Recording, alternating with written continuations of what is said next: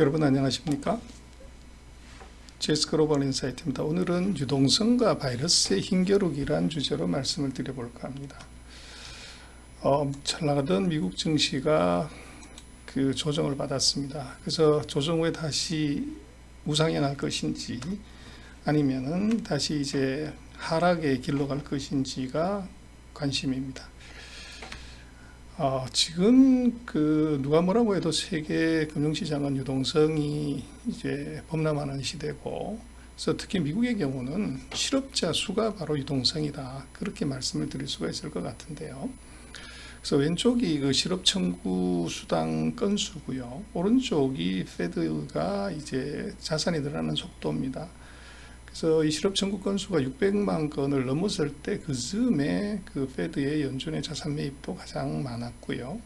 이것이 100만 대로 떨어지면서 같이 줄어드는 현상이 나타납니다. 그래서 실업이 정부가 가장 무서워하는 이제 수치죠. 그래서 실업자 수가 바로 유동성이다, 그렇게 얘기를 할 수가 있을 것 같습니다. 그래서 문제는 이제 코로나19 확진자 수의 이제 확산이 이루어지는 거냐는 것인데, 대부분의 나라들은 이 확진자 일별 피크 이후에 빠른 속도로 확진자 수가 줄어듭니다. 그런데 지금 미국의 경우는 다시 경제활동을 재개하면서 2만 명대에서 바로 3만 3천 명대로 올라왔습니다. 이게 이제 문제가 되고 있고, 지금 재확산에 대한 우려가 중국부터 있었습니다만은, 사실은 중국 같은 경우를 놓고 보면 그 숫자가 100명이 안 되는 50명 이하의 숫자고, 한국도 재확산에 이제 우려가 많습니다만은 절대 숫자를 보면은 100명 이하 6, 70명 선 이런 정도입니다. 근데 문제는 미국의 경우를 보면, 미국은 확진자 수가 3만 3천 명입니다. 그리고 세계 전체로 보면 하루에 15만 6천 명이 이게 늘어나고 있는 상황이어서 굉장히 이제 걱정스러운 것이죠. 그래서 지금은 AA 국가가 문제다.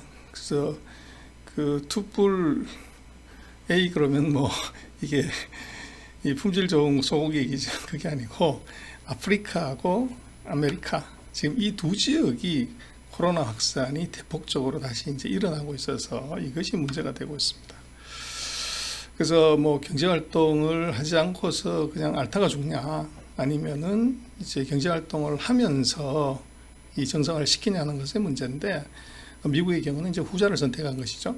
그래서 지금 조금 다행스러운 것은 한 두 가지의 시그널이 좋은 것이었습니다. 하나는 이제 이코노믹 서프라이즈 인덱스, 경제가 이제 얼마나 좋아질 수 있냐 하는 것에 대한 이제 지표라고 할 수 있을까요? 이것이 큰 충격에서 벗어나서 지금 6월 19일은 이제 역대 2009년 이후로 최대치로 반등을 했고, 그리고 이제 전월 대비입니다만은 미국의 리테일 증가율이 17%대로 굉장히 높은 수준을 보였습니다. 그래서 조금 다행이라서, 그래서 경기는 분명 최악의 바닥에서 올라오고 있는 분명한데, 미국의 프레이트 인덱스 화물 지수도 보면 최악에서 조금 반등하고 있고, 트럭이나 항공 운수의 이제 증가 폭도 보면 4월 달의 최악에서 조금 벗어나는, 물론 이제 정상 수준에 비해서는 아직 낮습니다만은 이 바닥에서 벗어나고 있는 추세는 보여지고 있습니다.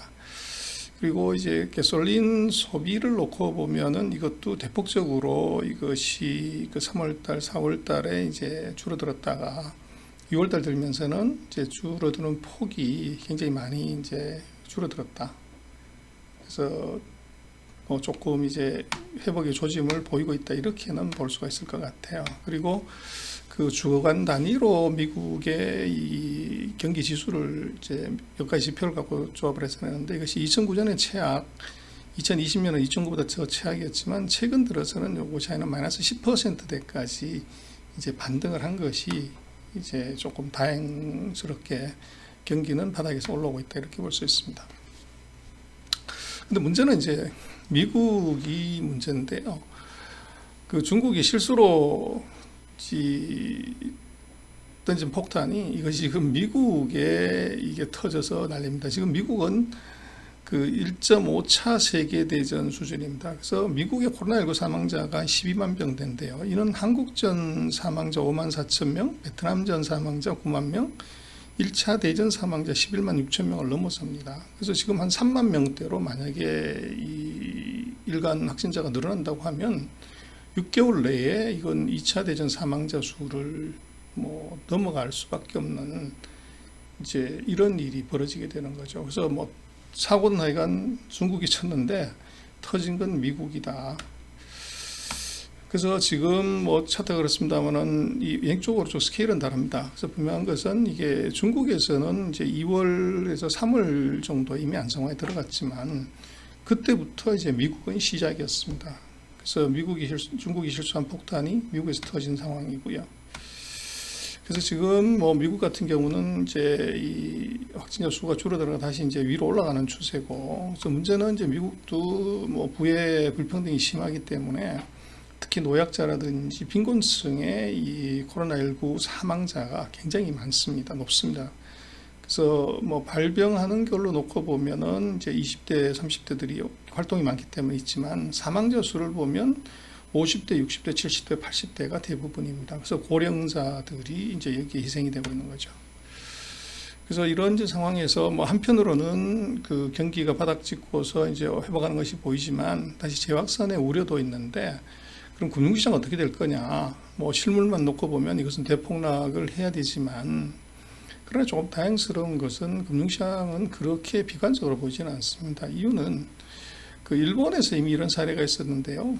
그 제로 금리를 만들고 이제 QE를 대대적으로 했을 때 주가들은 어떠냐 그러면 경기는 물론 이제 엉망이었지만 이것이 아주 강한 상승세를 지속을 했었습니다. 그래서 이것은 경기가 바닥에서 올라오는 것보다는 이제 금융시장이 먼저 반응을 한 것이고, 뭐 그런 버블의 요인이 분명히 있습니다. 그러나 지금 단기적으로 놓고 보면 그 실물이 너무 악화되고 뭐 전 세계가 미국부터 사상 최대의 이제 돈을 풀고 있고 통화 완화 정책을 하고 있기 때문에 그 금융시장 내에서의 자금 유동성은 굉장히 풍부한 것이죠. 그래서 뭐 물은 높은 데서 낮은 데로 흐르지만 돈은 이 낮은 데서 높은 데로 흐릅니다. 그래서 지금 실물 경제를 놓고 보면 돈들이 금융시장 밖으로 나갈 엄두를 내지를 못하죠.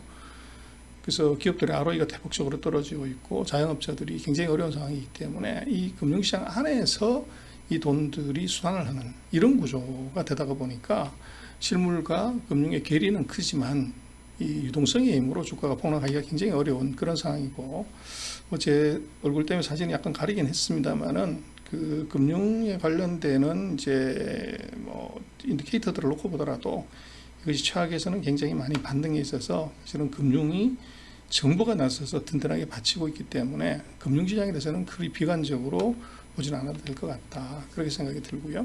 그래서 결국은 뭐 길게 가서는 실물 경기 회복이 중요한데, 그래서 코로나19로 인한 모든 정부의 대대적인 제 자금 뿌리기, 유동성 공급을 통한 경기 하강 방안은 금융에서는 했고, 그렇지만 이제 추가적인 자금을 대금으로 넣는 것은 어렵죠. 그래서 이제는 자금의 플로우가 아니라 스탁이 이제 어디로 돌아가냐 하는 것이 이게 문제인데, 그래서 결국은 이제는 이제 경기 회복이 빠른 순서대로 이것이 갈 가능성이 높아 보입니다. 그래서 주요국의 그 PMI 지수를 놓고 보면 세계 평균은 아직 42로 이제 임계치는 50보다 한참 아래에 있고, 미국, 영국, 프랑스, 독일, 한국 다 이제 50 아래에 있습니다만은 중국 같은 경우는 이제 2월 달이 최악이었고 3, 4, 5월에 이미 임계치인 50을 넘어갔습니다. 그래서 이제 5월 기준으로 놓고 보면 전 세계에서 유일하게 중국이 PMI 지수가 50이 넘어갔고 나머지 나라들은 다 30에서 40대 있죠. 그래서 이제는 중국을 조금 이제 눈여겨볼 필요가 있다는 것인데, 그래서 이 중국의 자금입니다. 그래서 중국이 코로나19의 발병지기도 하지만 뭐 경제도 굉장히 어렵다는 것이 서방의 이제 시각인데, 상대적인 개념으로 놓고 보면 중국이 다른 서방 국가들에 비해서는 그렇게 나쁘지 않다는 거죠. 그래서 중국의 경우를 놓고 보면 코로나19가 그 피크를 쳤던 2월 말에서 3월 이때 확진자 누계가 가장 이제 그 많았고, 이때부터 이제 일별 순중이 줄어드는데요. 지금 미국의 경기는 뭐 이제 굉장히 나쁜 상황으로 갔고, 근데 중국의 경우는 이제 2월달, 3월달에 아주 나쁜 상황이었습니다. 그래서 지금 그 외국인들이 중국 증시로 돈을 갖고 들어오는 것을 놓고 보면 지금 제 사진 때문에 약간 가렸습니다만은 3월달이 최악이었습니다. 그래서 한 400억, 200억에서 400억 정도의 유출이 있었고, 그러나 이제 4월달부터 시작을 해서는 그 외국인 자금들이 지속적으로 순유입되고 있습니다. 그래서 지금 6월 20일까지를 놓고 보면 이미 그 5월 한 달 동안 들어온 자금보다도 거의 100억 위안 정도 그 이상, 1조 7천억 이상의 돈들이 이게 더 들어오는 상황이고요. 지속적으로 이제 자금이 들어오고 있습니다. 그래서 이것은 결국은 이 경기 회복이 빠른 순서대로 이 시주 그 글로벌 자금이 이제 움직이고 있는 건 아닌가 그렇게 보여집니다.